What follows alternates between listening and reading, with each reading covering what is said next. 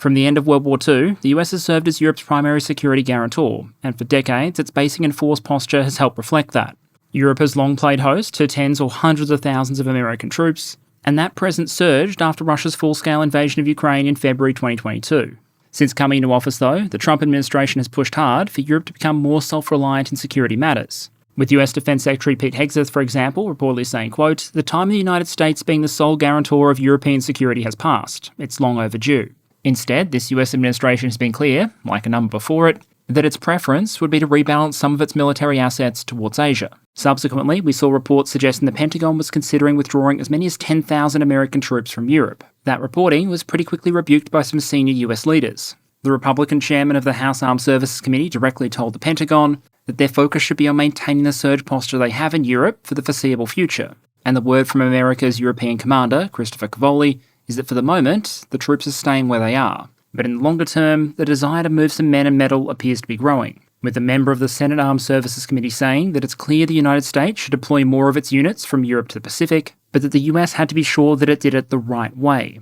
And so with the prospect of a US military pivot towards Asia now being openly discussed, and with US European Command's 2025 posture statement now in hand, today I wanted to try and give some perspective on a couple of framing questions. Firstly, what resources does the US actually have in Europe supporting NATO's security mission? Secondly, which of those resources could you actually move to another theatre like the Asia-Pacific? And then finally, what would it take for the European allies to replace those American assets? To do that, I'll start with an examination of the status quo and the potential motivations for the change. That means a little bit of history on the US presence and basing in Europe, as well as what's been said by this and previous administrations about the desire to pivot to Asia. Then, because we've already looked at some of the generalities in the past, we'll dig into the specifics. What air, sea and ground combat assets does the US actually have positioned in Europe? Which of those might be potentially redeployable to the Asia-Pacific? And in each case, what would it take the European allies to replace those American assets while still maintaining the same balance against Russia?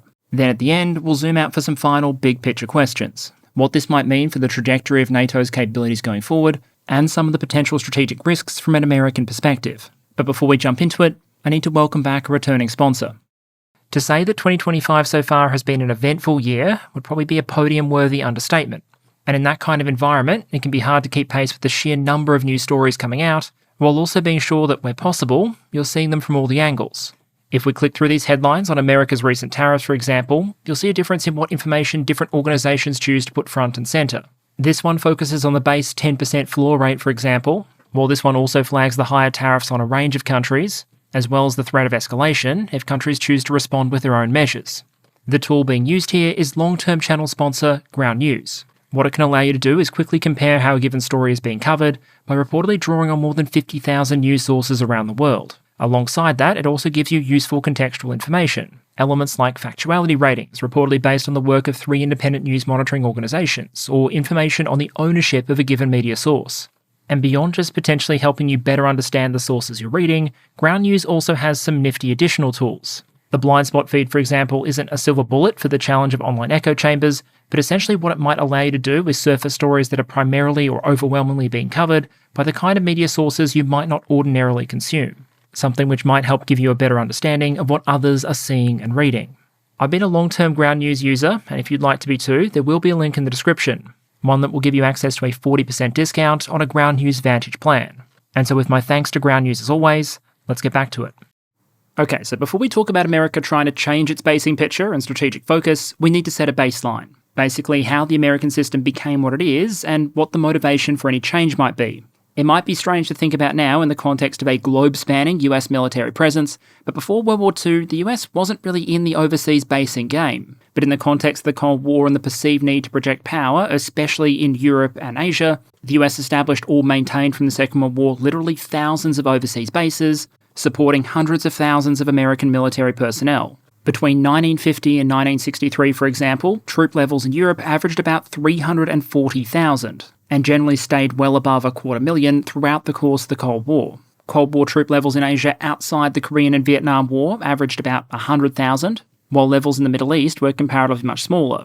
From a first principles perspective, there's a couple of reasons a force like the United States might want a forward base in allied countries.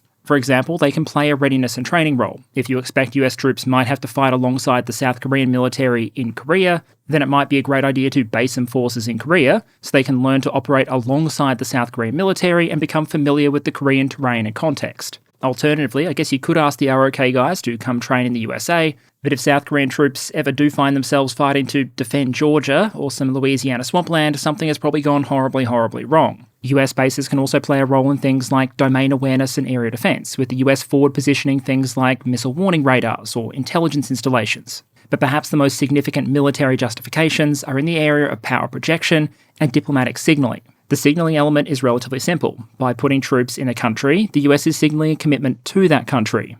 And if a potential opponent understands that invading or attacking a country almost certainly involves coming into direct conflict with American troops, which for most militaries is not an experience normally correlated with a long and healthy life, then there's the question of power projection and responsiveness. All else being equal, it's going to be easier for the United States military to respond quickly and effectively to regional events if it has at least some assets pre-positioned in that region. And so for all those reasons, throughout the Cold War, the US maintained a major conventional and nuclear military presence in Europe. The US presence was significantly outnumbered by the Allied presence, although not to the same extent it is today, but it did help bolster NATO combat power against a potential Warsaw Pact invasion, and helped signal to Moscow that there wasn't really room to try and nibble off any of NATO without the prospect of getting into a very unpleasant escalation with Uncle Sam. And just as with today, America's military strategy for Europe didn't just rely on forces that were based there full-time, but also on the ability to bring in reinforcements quickly. Large amounts of heavy equipment and munitions were pre-positioned in Europe, for example, with the idea being that the crews for that equipment could be rapidly flown in from the United States if necessary. Some of you listening probably remember the Reforger exercises that helped practice that process. As the photo on the right there might suggest, those exercises tended to be massive, make for an interesting experience for the local German population, and peaked in scale in 1988 when 125,000 American and Allied troops participated in a single exercise. The core message was likely heard loud and clear in Moscow. If war broke out, the Europeans would only have to hold the Soviets for a relatively short period of time before American aid began to arrive, with the exercises also allowing America to signal its intention to do so if push came to shove. A major reduction in America's overseas military presence really took place in two main phases after the end of the Cold War. In the early 1990s, the US brought about 300,000 military personnel home and closed or gave up about 60% of its overseas facilities. A second wave of changes then took place in the context of the post-9/11 environment under George W. Bush, which reflected a need to divert more American assets, first towards Afghanistan and later Iraq as well. Arguably then, the US had actually already pivoted away from Europe as far back as the Bush era, with troop levels in Europe reaching historical lows, hovering around very roughly 20% of what they had been for much of the 1980s. Indeed, the US military presence in Europe during the 2010s was so low by historical standards that we did see some concerted efforts by at least some European nations to try and get those numbers back up. Poland, for example, reportedly offered to pony up an incredible $2 billion to build new basing and facilities in the country in order to accommodate a permanent US military presence. Ultimately, Washington didn't take them up on that particular offer, but you can't say Warsaw didn't at least make a creative attempt. The reason I bring all this up is to demonstrate that when we talk about a US pivot towards Asia, we're not so much talking about the reversal of a long-standing state of affairs, given how low US troop levels in Europe have been for some time. Instead, part of it might be about reversing something much more recent. In 2022, the US surged roughly 20,000 additional personnel to Europe, and so they may potentially be near the top of the list if Washington goes looking for assets that might be available to shuffle east. But a question to ask before we start looking at some of those assets is why the potential shuffle in the first place? And so far as what Washington has publicly said so far about a desire to de-emphasise their military presence in Europe, a lot of what we've heard, including from the Secretary of Defence, seems to fit into three broad categories. Firstly, a desire to focus on the Pacific theatre and specifically on deterring China. In his speech at the Munich Security Conference, Defence Secretary Hegseth reportedly said the following, quote, "The US is prioritising deterring war with China in the Pacific, recognising the reality of scarcity and making the resourcing trade-offs to ensure deterrence does not fail.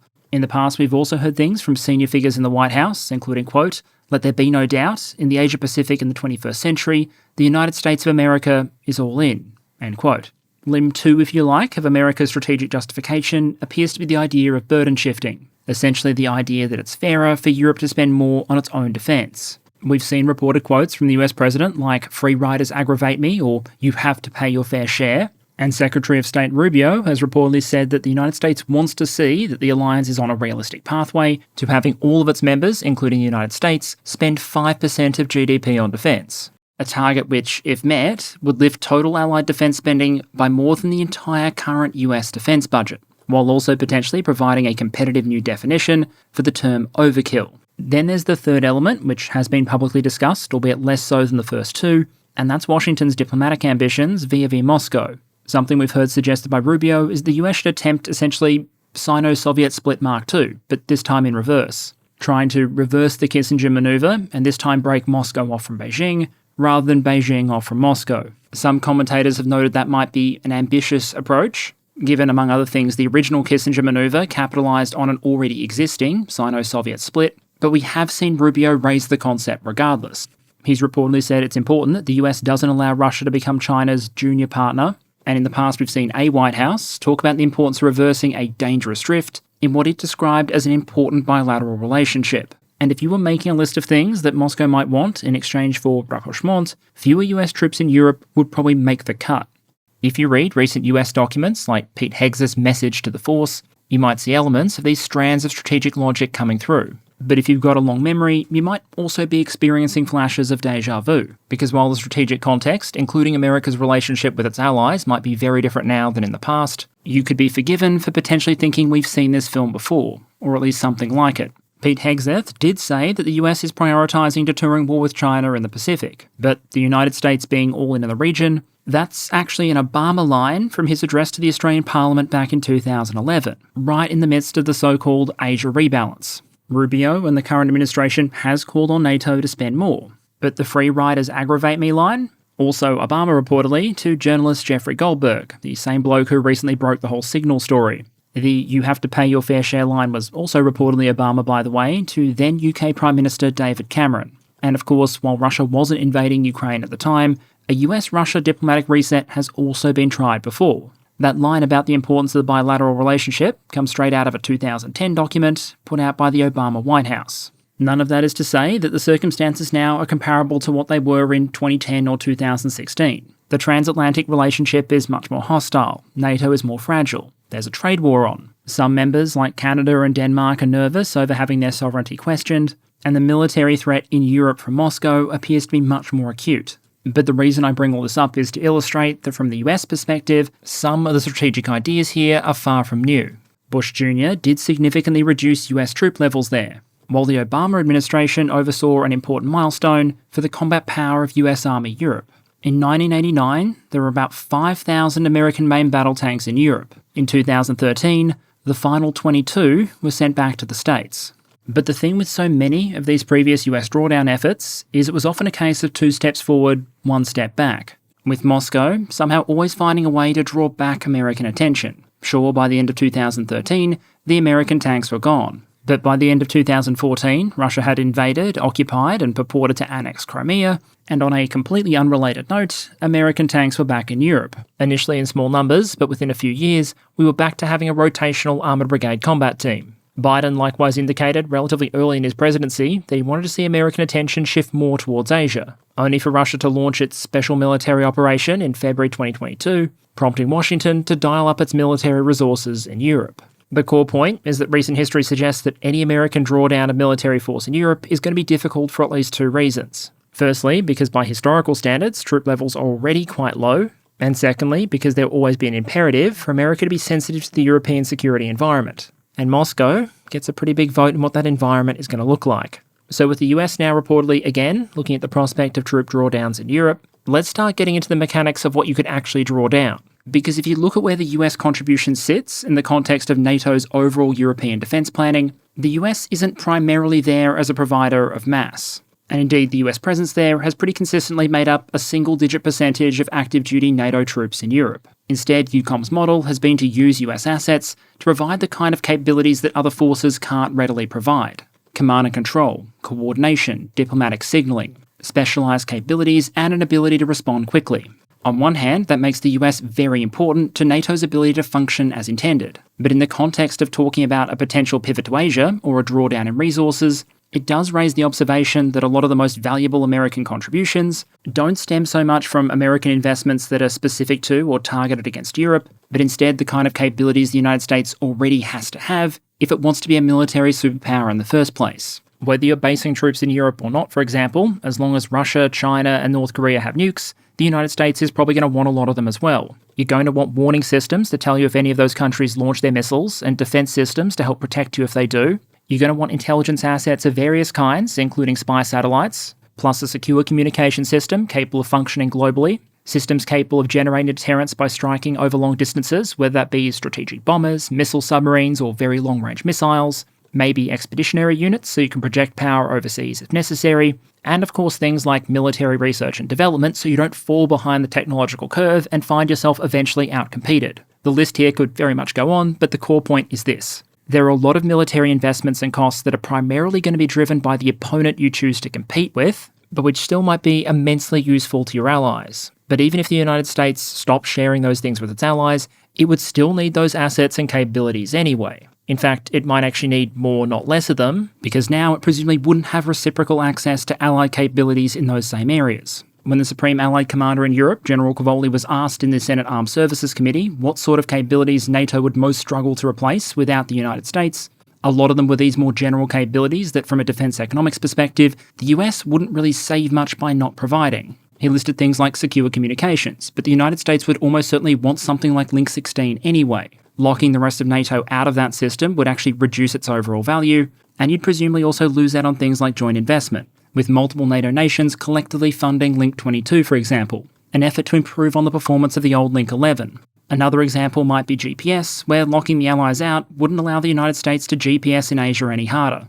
General Cavoli also identified intelligence, where allies benefit from America's ability to collect, process, analyse and disseminate. But the US probably wants that intelligence anyway, whether it's sharing it or not. And as the General pointed out, the United States would really struggle to replace some of the intelligence it receives from its allies in turn. He also identified reliance on American aerial command and control for large-scale air campaigns. But again, that's a skill set and area of expertise that America needs to cultivate anyway. And the actual NATO AWACS fleet is collectively funded. The core point here is that I'd argue a lot of the most valuable contributions the United States arguably makes to European security and to NATO, at least according to the analysis of NATO's senior commander, aren't the kind of things the United States can really redeploy, or places where you could realise significant savings. You could certainly weaken NATO by taking them away, but you'd potentially weaken, not strengthen, America's position in Asia in the process. So for the purpose of this exercise then, we should probably put more focus on assets that actually are likely to be redeployable. Think things like fighter squadrons, army brigades, and naval warships.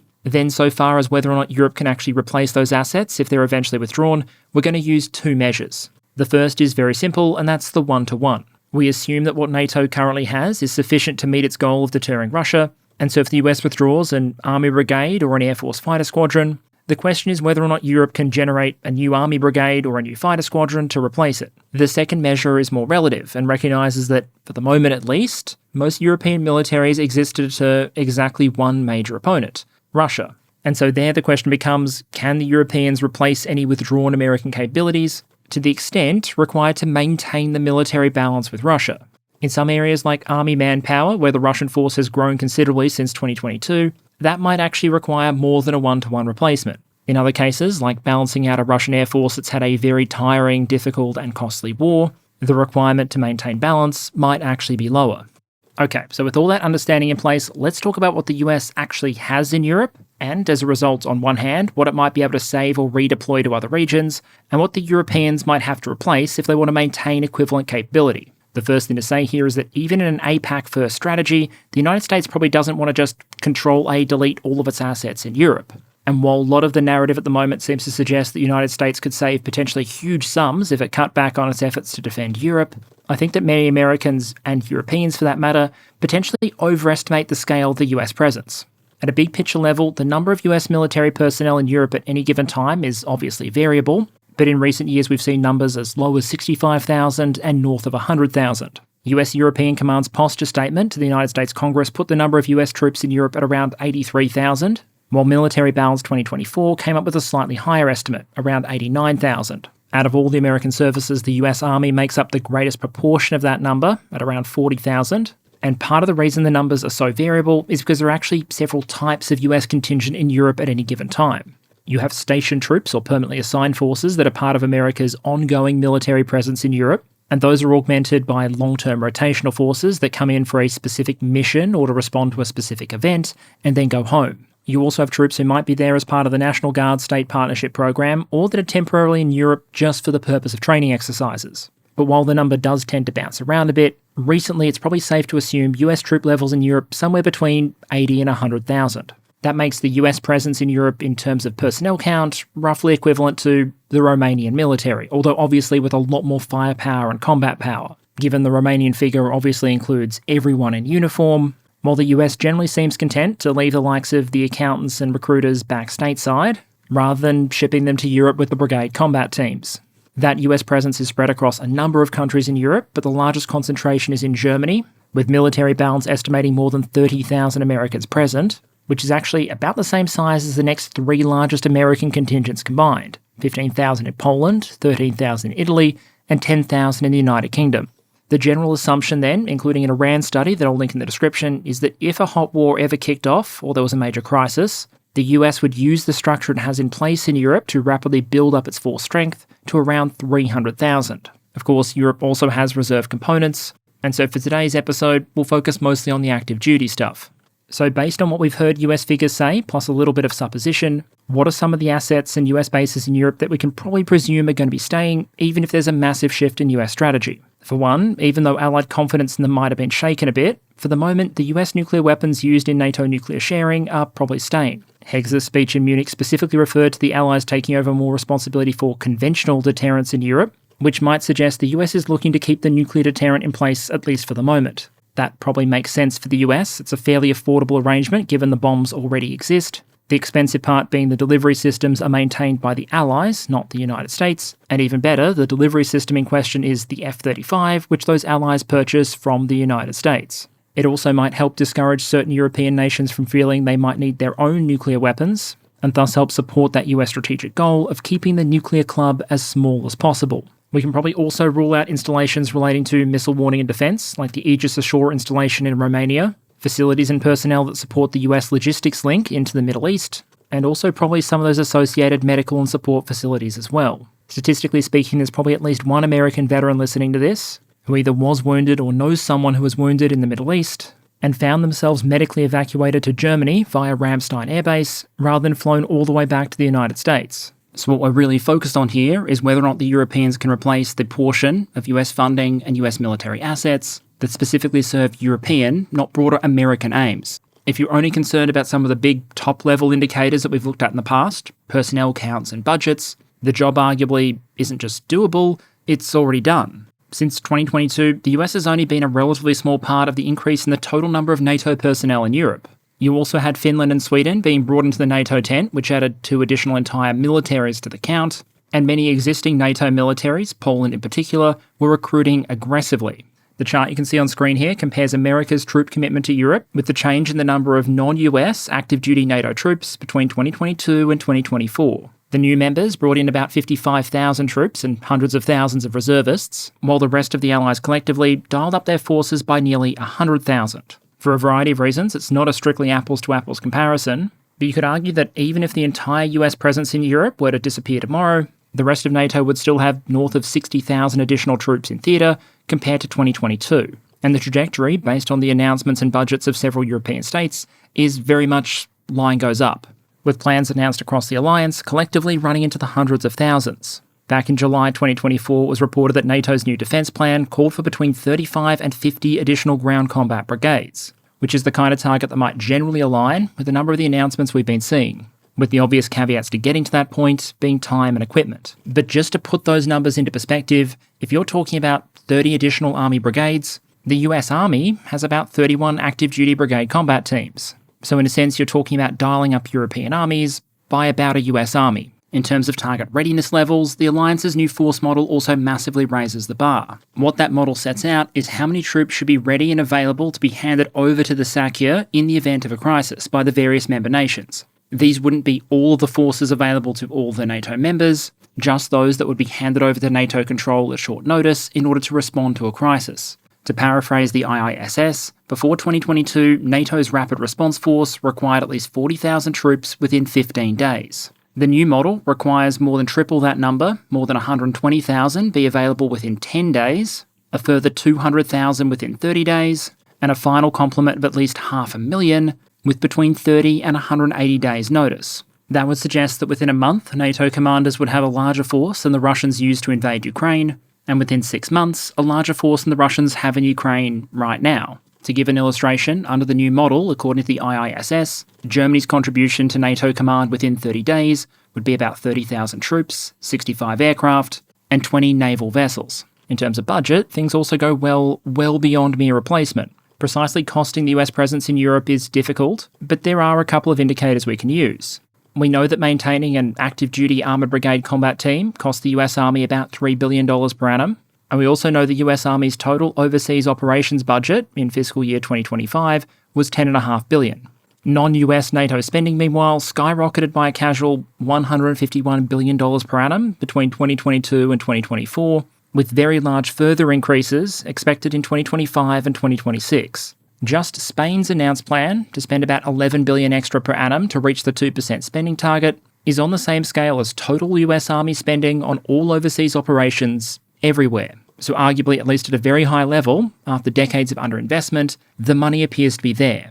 And when the Supreme Allied Commander, General Cavoli, was recently being questioned by the US Senate Armed Services Committee, he generally said as much. The complicating factor, as he flagged, was that money isn't materiel, and that what he was eager to see was that additional funding turned into capability. And so what I want to do now is drill in a bit more on that point. What specific equipment and capabilities does the US have stationed in Europe, and what would it take the Europeans to replace it? And here, given the importance of air power in NATO doctrine, I want to start with the aircraft. Based on their posture statement, the plan is for US European Command to be able to count on 7 fighter squadrons. 3 squadrons of older model F-16s, primarily in Germany and Italy, and then in the UK, 2 F-35 squadrons, and 2 of F-15 Strike Eagles.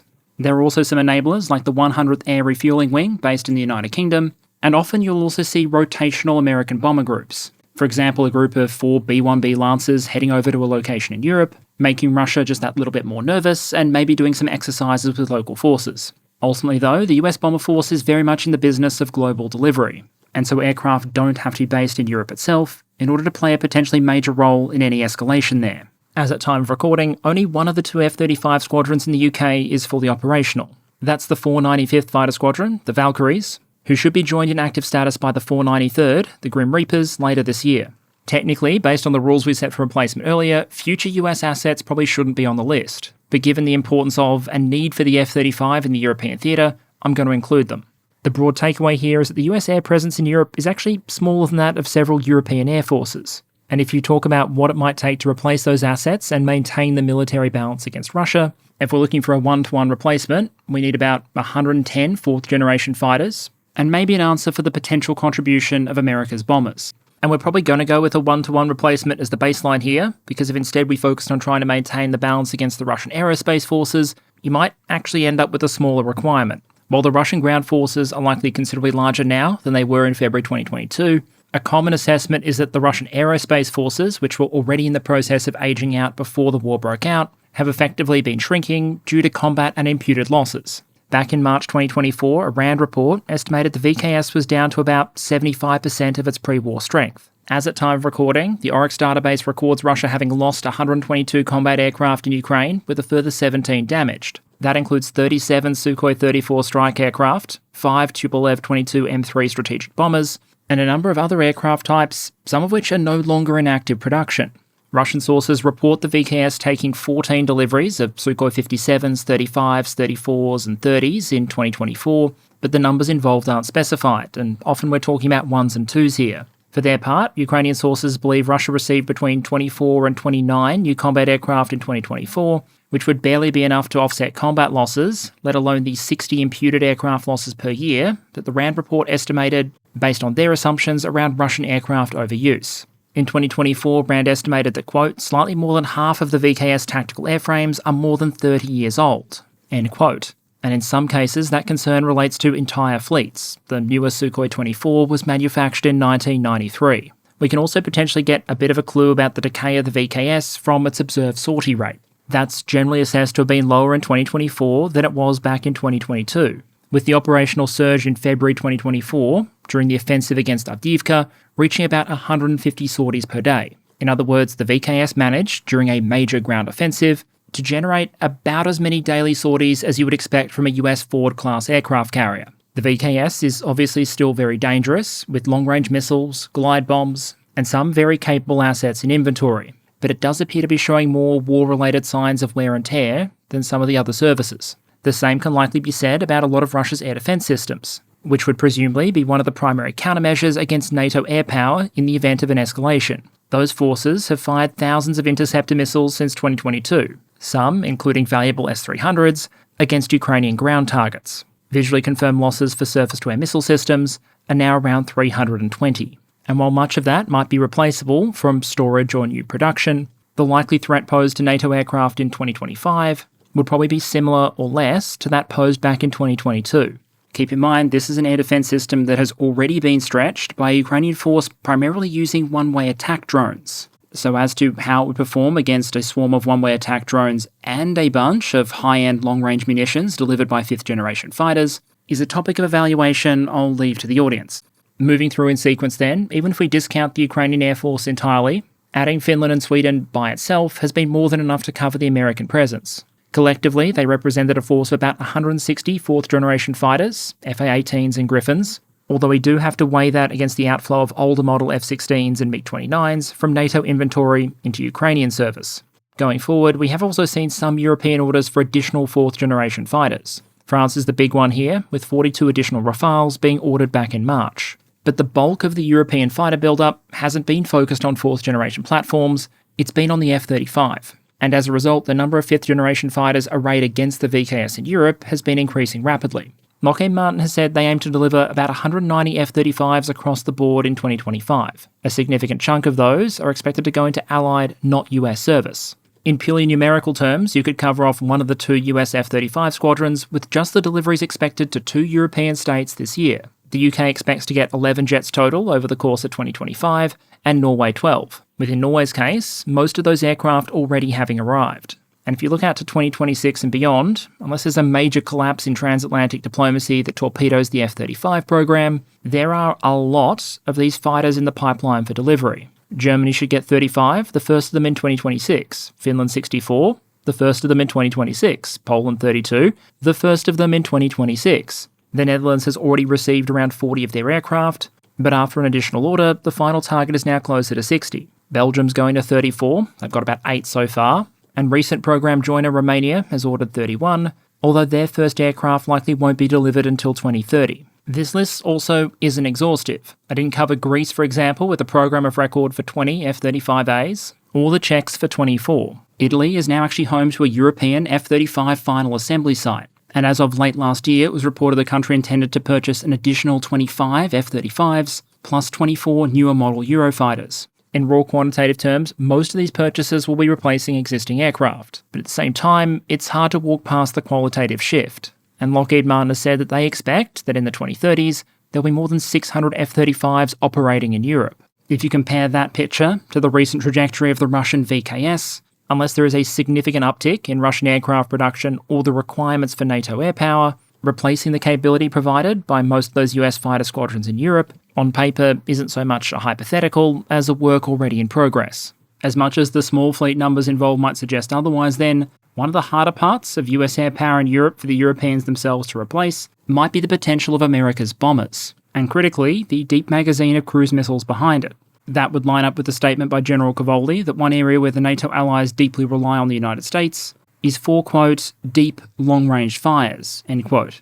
And while he didn't specify exactly what that meant, cruise missile strikes probably fit the description, and the US has plenty of options to sling them, from bombers to Navy destroyers to the USN's guided missile submarines. Most of NATO's multi-role fighters can carry cruise missiles, but the standard AGM-158 or Storm Shadow complement for the likes of F-16 or F-35 would be 2 per aircraft. We've seen individual B-1B Lancers flown carrying 24. Meaning if your goal is to generate large salvos that might be able to get through opposing air defences, just a couple of strategic bombers can match the effect of entire squadrons of fighters. In a sense, that actually matches some of what we've seen from the Russians in Ukraine, where it's their strategic aviation, the long-range bombers, hard carrying that missile effort.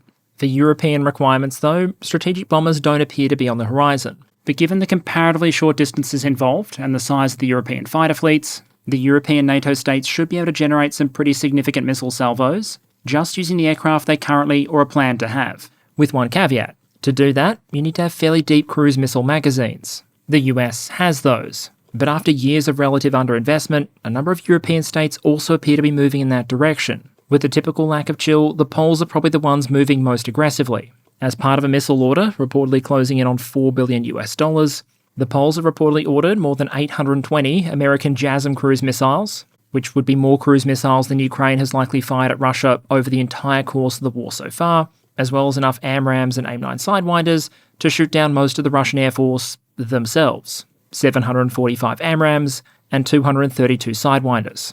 And if you move around the continent, you'll find various orders or programs in process. The Netherlands has ordered 120 JASSMs, Finland 200, Germany 75, plus modernising 600 of their Taurus cruise missiles, with the Defence Minister also indicating he'd like to order 600 more. France is already ordering more Scalps, a missile which Ukraine has used with some success against Russia. And as we've discussed in the past, the French and British are also working towards new air-launched standoff munitions, the Spear 5. The Italians joined that program in 2023.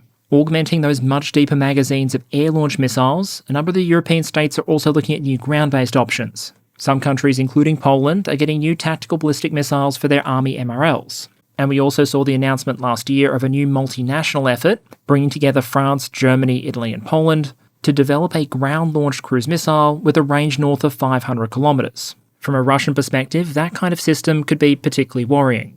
All else being equal, ground-based launchers are less mobile than aircraft, but they might also be easier to conceal. And given the success that Ukraine has had with its limited number of Neptune missiles, or Russia with its Iskander cruise missiles, a system like this could potentially represent a massive increase in Europe's ability to generate those deep precision fires that General Cavoli was talking about. A summary then might be to say that America has a significant number of air combat assets in Europe, and those squadrons are clearly highly valued by the current Supreme Allied Commander. At the same time, a lot of the European states have already announced or are in the process of expansion and modernisation plans. And if you look across those multiple efforts, they're likely to expand Allied inventories well beyond the scope of the current American presence, at the same time as the war in Ukraine continues to wear away at the readiness of their Russian opponent.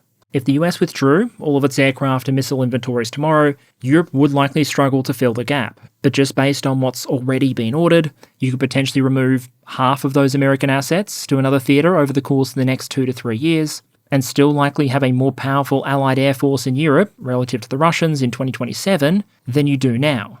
Moving on to the naval domain, there's one thing to say up front. When you're doing this kind of analysis, naval assets are weird. Mostly in the sense that while they might have a base and ordinary area of responsibility, they're hypermobile. The US Navy is a blue water force with a globe-spanning network of bases, meaning it's entirely possible for the Pentagon to swap carrier strike groups or amphibious ready groups around the world to wherever you might want to influence events through the threat of airstrikes or angry Marines respectively. Even if you try and pin them down based on what fleet they're allocated to, some of those areas of fleet responsibility are massive.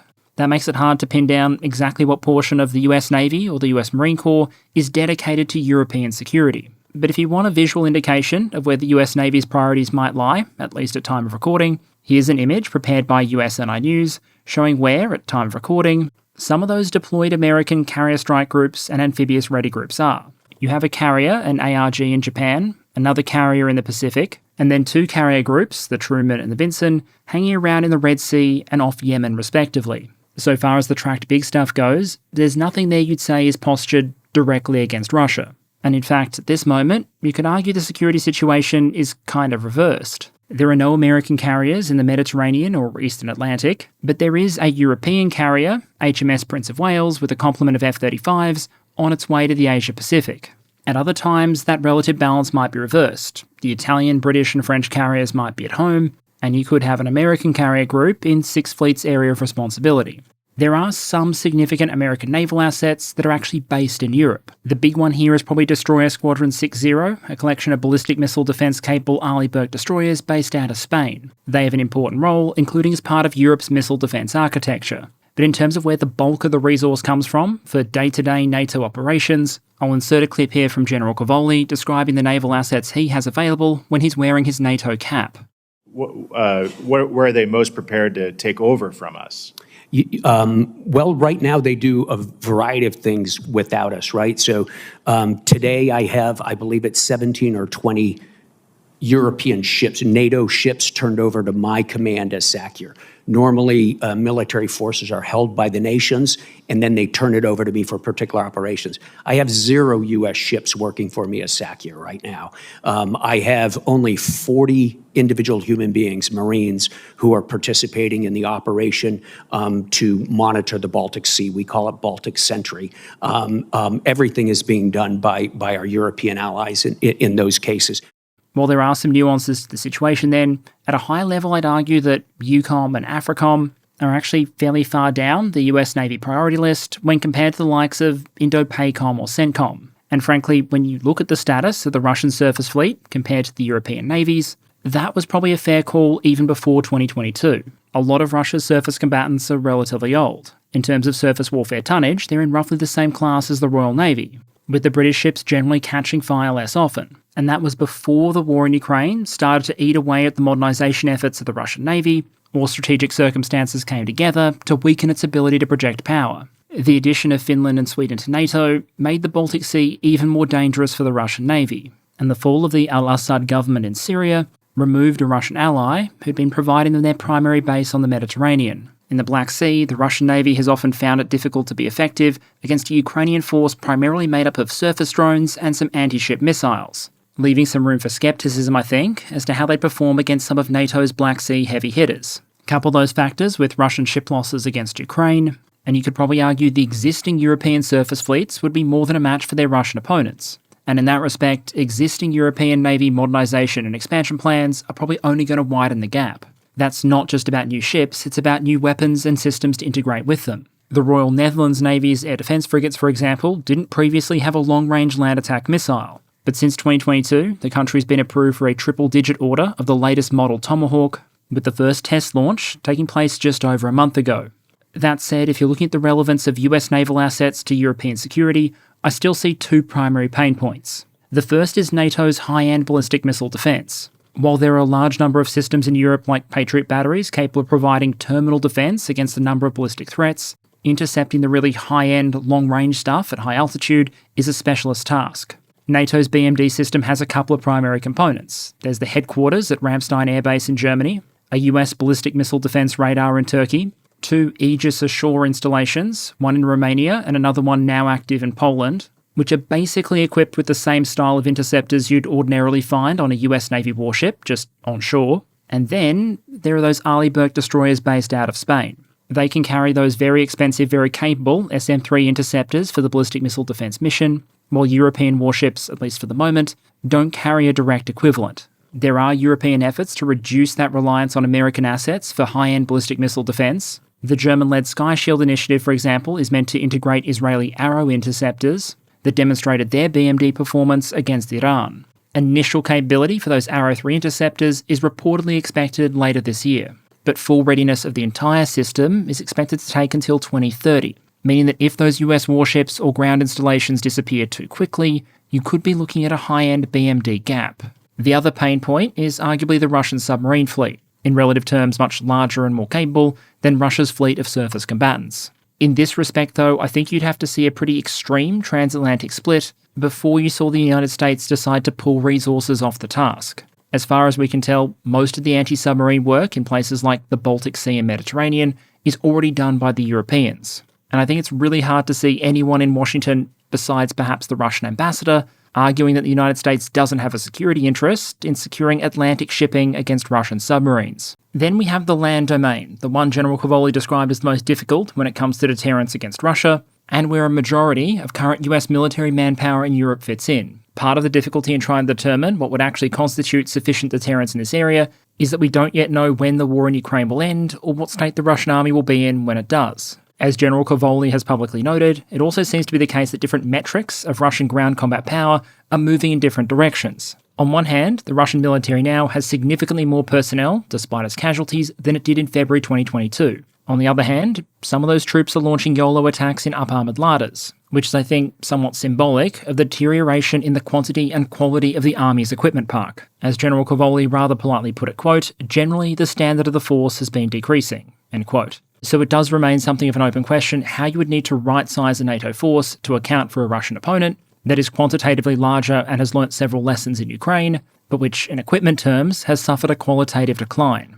As far as publicly available reporting goes, NATO's defence plans appear to be taking a conservative approach, assuming a larger Russian military requires a much larger NATO military, and presumably one equipped with actual military vehicles rather than Mad Max conversions. But before we get to questions of expansion, let's look quickly at the American component.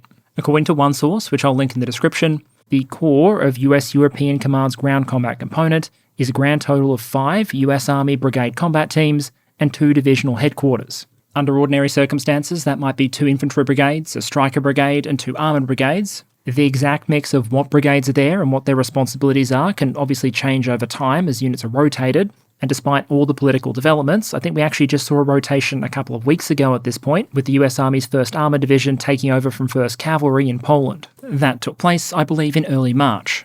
As well as those core formations, you also have a collection of other assets, special operations, for example, or dedicated air defence units. I've seen the 52nd Air Defence Artillery Brigade, for example, described as one of the more unique air defence formations in the US Army, given it currently operates 3 very different air defence systems, the Avenger, the Sergeant Stout, and of course the Patriot.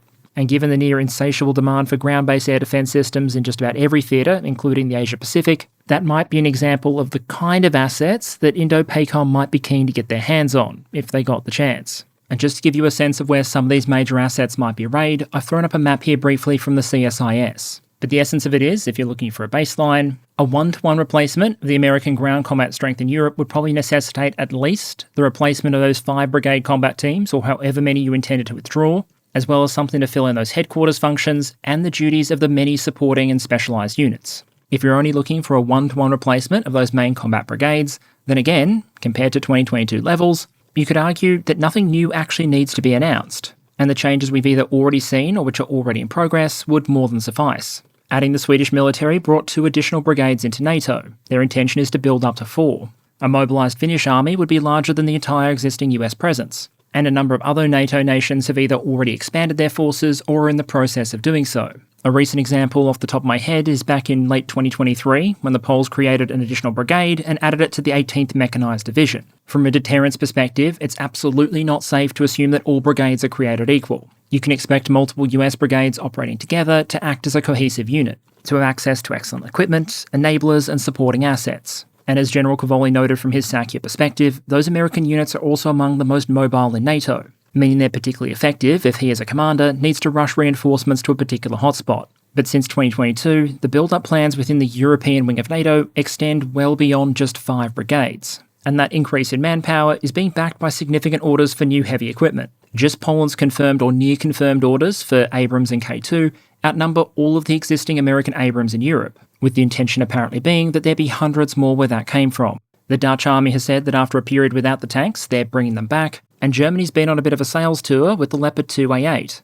with 105 ordered by the Bundeswehr, 44 by Sweden, 50 by Croatia, and 44 by Lithuania. Romania is picking up around 54 Abrams, and the list very much goes on. And all of this, of course, ignores all of the heavy equipment held in Ukrainian hands and the effect that has on Russia's military calculus. None of this is to say that those US armoured, striker and infantry brigades aren't valuable assets for NATO and its commanders. It's only to indicate that as these modernisation and expansion plans play out, those US units represent a smaller and smaller percentage of the resources NATO has to fight it out on the ground. And so, political signalling questions aside, from a purely military standpoint, if 1 or 2 of those American brigades were to be withdrawn in 2025 or 2026, the eastern flank would still arguably be significantly better protected than it was just a couple of years ago. That said, there are absolutely still pain points where the United States would be difficult to replace, especially on short notice. A big one we've already mentioned is high-end air and missile defence, especially since a number of the European states, including Germany, have sent some of the Patriot batteries they did have to assist Ukraine. We have seen signs of significant progress in this area. There was a NATO order for a casual 1,000 Patriot missiles back in 2024, and we've seen major efforts to scale up the production of the systems themselves. Ground has been broken on a facility in Germany, which will be the first outside of the United States to produce Patriot missiles, and France and Italy have placed orders for 18 batteries of the next-generation SAMP-T between them. That system can probably be described as broadly analogous to the American Patriot, and the first French example should arrive in 2026. Another pain point, as we've clearly seen in Ukraine, is munition stockpiles. In a lot of cases, European militaries already have a lot of heavy equipment. Some of the time what they don't have is the spare parts and funding necessary to keep them running, and munitions to fire from them. Of all the alliance members, America's magazines were by far the deepest, and its pre-positioned stocks in Europe have been a major part of Allied war planning. In order to be maximally credible, even in the event of a US drawdown, European nations would probably have to develop their own stockpiles, and in a significant way. There too, though, I'd argue we've already seen major progress, even if it was slow to get started. By most estimates, European companies are significantly outproducing the United States when it comes to things like artillery shells, and the stated intention is to get European production capacity for 155 up to 2 million by the end of this year. For the moment, a lot of that output is being directed towards Ukraine, where it tends to have a deleterious effect on Russian military readiness. But were the water ease off, you can imagine more of that production being directed to rebuilding European military stocks. Looking across the land domain then, I think it's fair to say there are still elements where the NATO alliance in Europe really gets a lot of value out of and places some reliance on its American component. But at the same time, after decades of underinvestment, the extent of that reliance compared to local capability has been rapidly shrinking. And in terms of overall mass, the sheer number of personnel and platforms, the balance was shifting more and more in favour of the European contribution over time. And if that same pattern had just continued to play out, additional European investments weighed against Russian attrition in Ukraine, there probably would have been scope for more of those American surge assets in EUCOM to be steadily withdrawn, as Allied forces or Allied capabilities steadily took their place.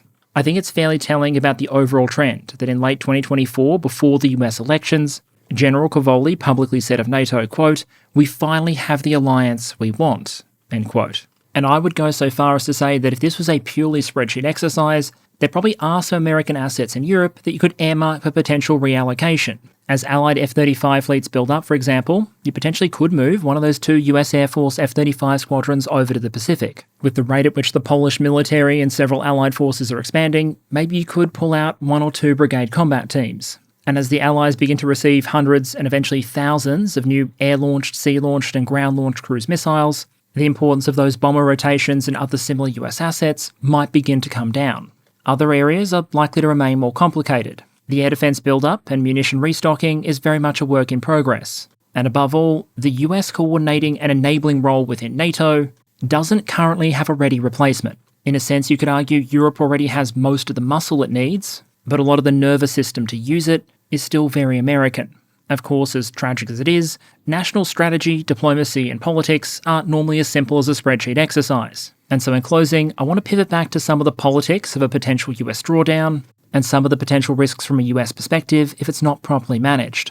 Based on the media reports we've seen, what's being considered in the Pentagon, at least for now, is relatively modest. Even that relatively narrow plan, though, appears to face significant political resistance in Washington. The Republican chairman of the House Armed Services Committee has said that the US must not cut its troop levels in Europe in the near term, while also speaking in opposition to any plan to relinquish command of NATO.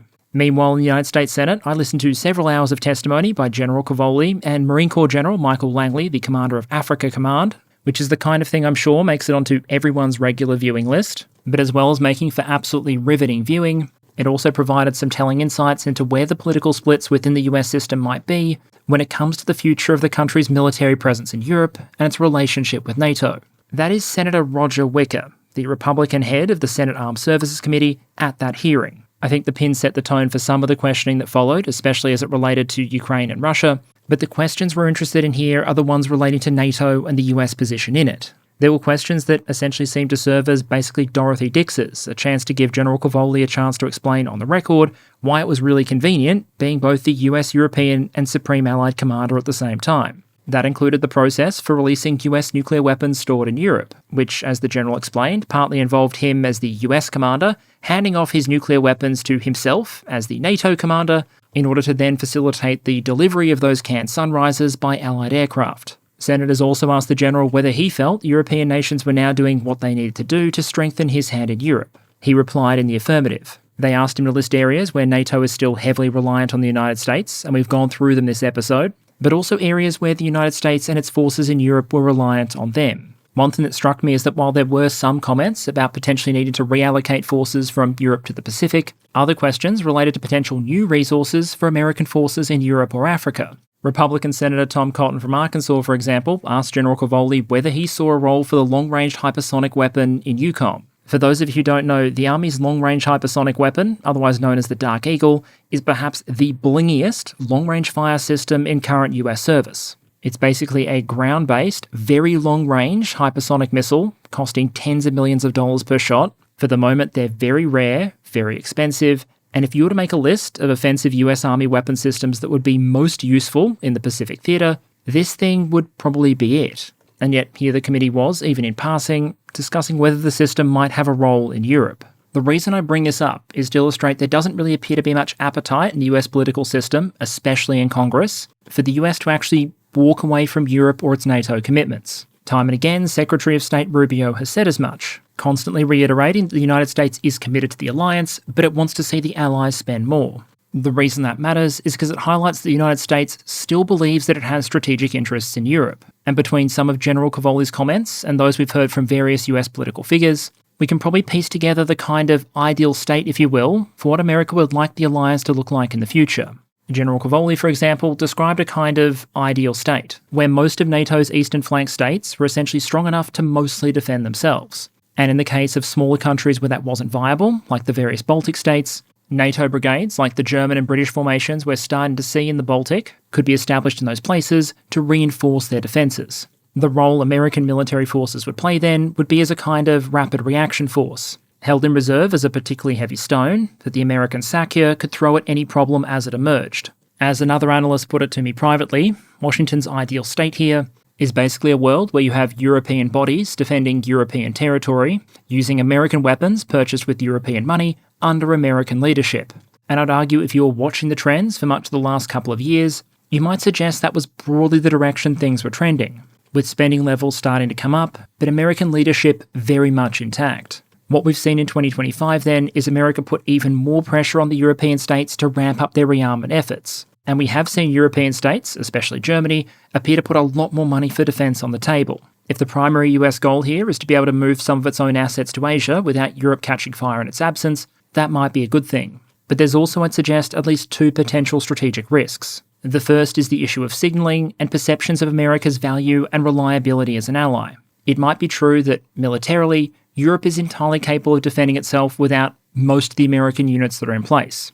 On the scale of the conflict likely involved, if there is a confrontation between NATO and Russia, a single squadron of F-35s or a single infantry brigade probably isn't going to make the difference. But at the same time, seeing America remove troops from Europe at a time where there's a conventional war going on in Europe might make a number of American allies very nervous. American forces in Europe or Korea aren't just combat assets, they're a commitment, they're a symbol. For the nations hosting them, they're often a living, breathing representation of an American promise. That if you ever do get into trouble, the rest of the American military, wherever it might be, is going to ride in like the bloody cavalry and crush whatever is coming for you in an absolute tide of firepower and logistics. The risk with any drawdown, if they're not properly executed and messaged, is they're taken as the United States wavering on that commitment. That's especially true when you have other sources of diplomatic tension at the same time, which I think a fair description of our current world, complete with trade wars and major splits over Ukraine and Russia policy. And that could potentially have implications for the integrity of the US alliance system, not just in Europe, but also in the Asia Pacific.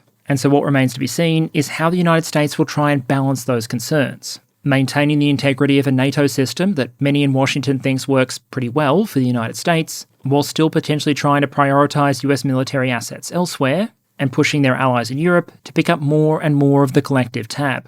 The second risk, to be a bit glib, is that the American plan works too well. America's contribution to European security is drawn down, European forces build up their own capability, and European states, as we've previously seen with France and are now seeing from Germany, take on a goal not just of being more militarily capable, but also more militarily independent. And so you start to see efforts to find domestic alternatives to American weapons, or build up equivalents to key American capabilities like space-based assets and communication. And as a result, America starts to lose some of the benefits it accrues from its current leadership position, including an immense amount of influence over the alliance and hundreds of billions of dollars worth of sales for the US military-industrial complex. And so in that respect, you could argue there might be strategic risks for the United States in both directions. One, where Europe remains too reliant on the United States for its overall security, and another, where Europe realises that perhaps it doesn't have to be, albeit not perhaps, in the way Washington might have intended. Moving forward then, I think there's a lot that remains uncertain.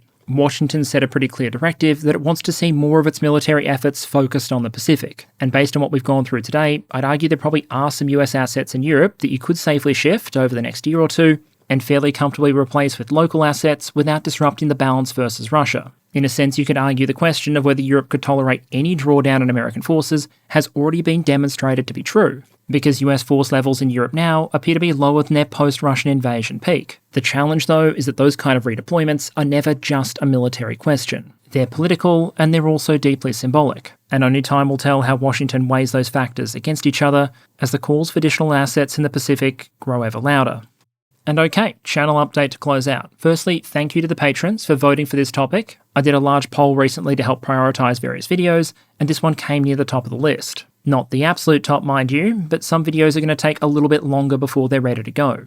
On that note, this week I also released my first ever Patreon exclusive video. This is something I'd like to do more often, somewhat shorter, more conversational videos as a thank you to those of you who support me over there. And so if you are a patron and haven't already seen it, that video is posted over on Patreon. I think that's the main update I have for today. There might be more to say next week. But until then, thank you very much all of you for your ongoing engagement and support. Thank you to those of you who voted for this topic, and I hope to see you all again next week.